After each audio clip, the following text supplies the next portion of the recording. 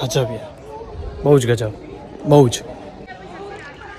એટલું સુંદર છે ને આ બધું, એટલું સુંદર અને એટલી જ ઊંચી આ મૂર્તિ. આ હાટ સુધી જે જવાનો રસ્તો છે ત્યાં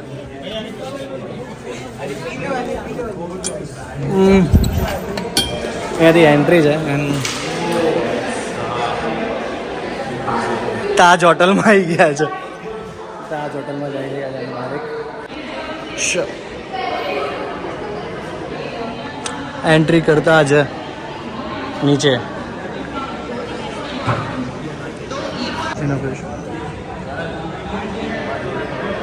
વાહ યાર,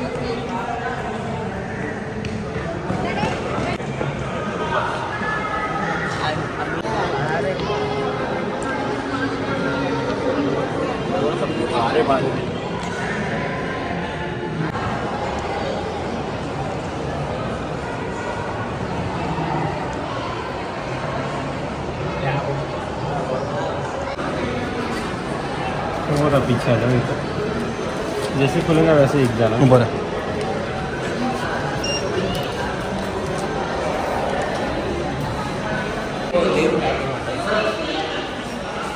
હેલો.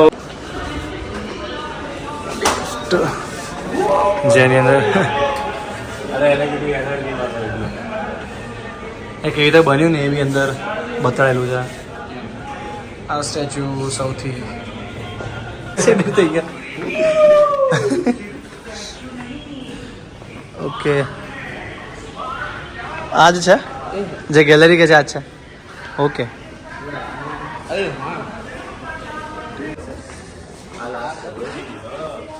વિવિંગ ગેલેરી ભાઈ, વિવિંગ ગેલેરી. અહીંયાથી જ આખું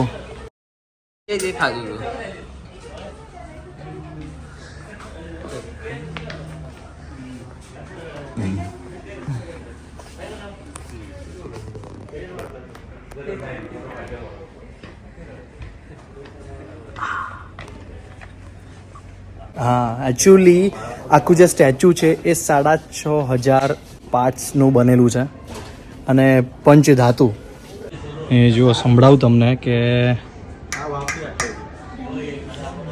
આખું સ્ટ્રક્ચર 85% પંચધાતુનું. એનું ઇમેજિન. એટલે અમે જે અત્યારે આ હાઇટથી તમે જોઈ રહ્યા છો એ 45 ફ્લોર ઉપર આપણે હોઈએ તો કેવું દેખાય એ હાઇટ ઉપર છે. અને જોડે જે આ સેન્સર લગાવ્યા છે, યલો કલરના સેન્સર, અહીંયા એક ભાઈ છે એમણે કીધું ઓકે RFID છે, જેથી ભવિષ્યમાં કોઈ પાર્ટ્સ બગડે તો આનાથી ખબર પડી જાય કે આ પાર્ટ્સમાં કંઈક ગડબડ છે, રિપ્લેસ કરી શકાય.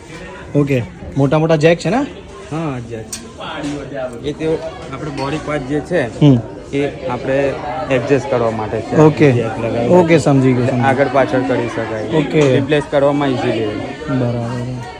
કે સરદાર વલ્લભભાઈ પટેલનું ડ્રીમ હતું કે આ ડેમ બને, અને એ જીવતા એટલું ના રહી શક્યા જ્યારે નરેન્દ્ર મોદીજી એમણે આ આખું ડેમને આ સ્ટ્રક્ચર બનાવ્યું અને અહીંયા હાર્ટથી બધા જોવે છે. જે સરદાર વલ્લભભાઈ પટેલ જે એમના હાર્ટથી જે જોવું હતું એ બીજા લોકો જોવે છે. એકચ્યુઅલી અહીંયાથી જો સીધા જઈએ અને 45 કિલોમીટર આગળ જઈએ તો ડાયરેક્ટ મધ્યપ્રદેશની બોર્ડર આવી જાય છે. ઓલી કઈ પર્વતમાળા કીધી તમે? સાતપુરા રેન્જ છે. Satpura range. Satpura dam. Okay, Satpura range કહેવાય છે અને આ વિદ્યાંચલ પર્વત આવે છે. ઓકે.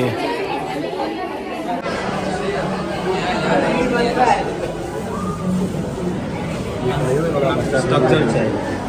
ઓકે, આ સ્ટ્રક્ચર છે આખું. હા. ઓકે, એટલે અંદરથી આખું આ રીતનું છે. આ ઇનસાઇડનો વ્યૂ છે. ઇનસાઇડનો સર અહીંયાથી જોઈએ. ભાઈ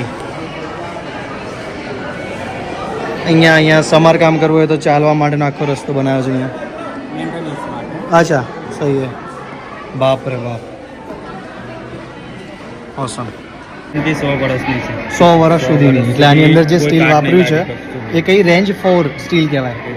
રેન્જ 4 સ્ટીલ એટલે એ જે બહુ જ મજબૂત આવે છે, જેની ઉંમર જ 100 વર્ષ સુધીની હોય છે કે કંઈ ના થાય. વાહ, ગજબ.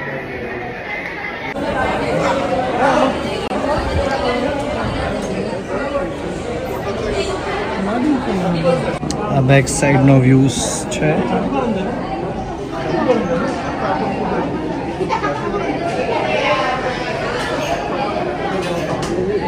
આ જ રસ્તે આવે ને, બસમાં આ જ રસ્તે આવે એટલે સ્ટેચ્યુ સુધી આવવું હોય તો આ જ રસ્તો છે જેમાં તમે આવી શકો છો. વાહ,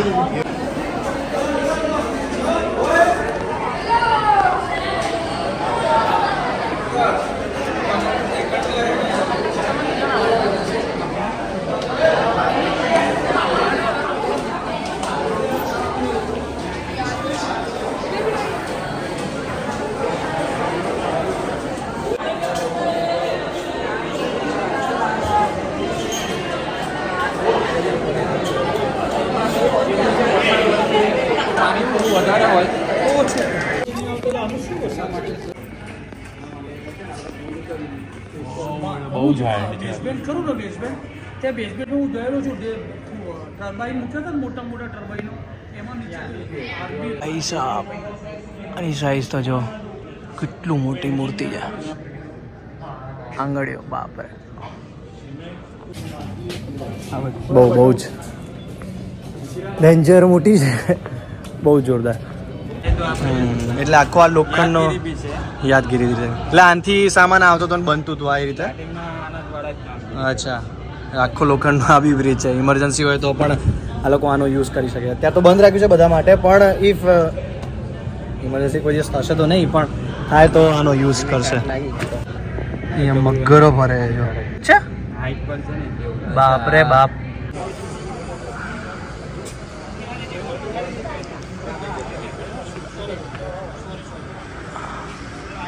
ભાઈ આ બહુ જ ઊંચી, બહુ જ એટલે બહુ જ સખત ઊંચી છે. 0.5માં પણ મારે કેમેરો ઊંચો કરવો પડે, વાઇડમાં બી નહીં હતો. એટલે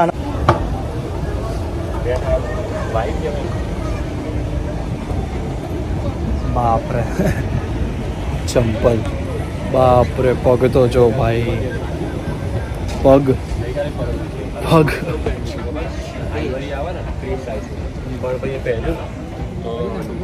ખાલી પગ છે આ.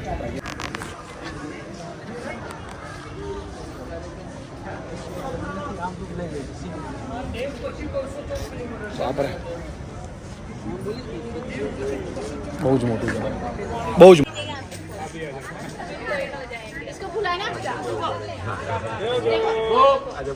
ઓ ભાઈ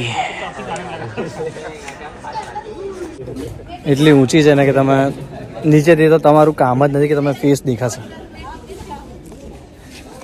કોઈ એક વસ્તુ એટલી ક્લિયર કટ આની બનાવી છે કે ચંપલ ઉપર લીધેલા દોરા પણ આમાં બતાવેલા છે.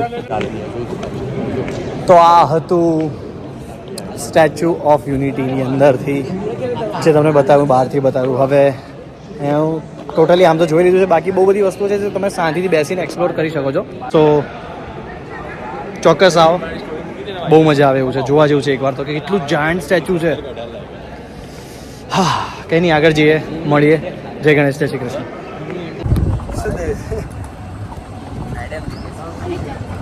વાહ, સન બચકું ભરે છે અત્યારે.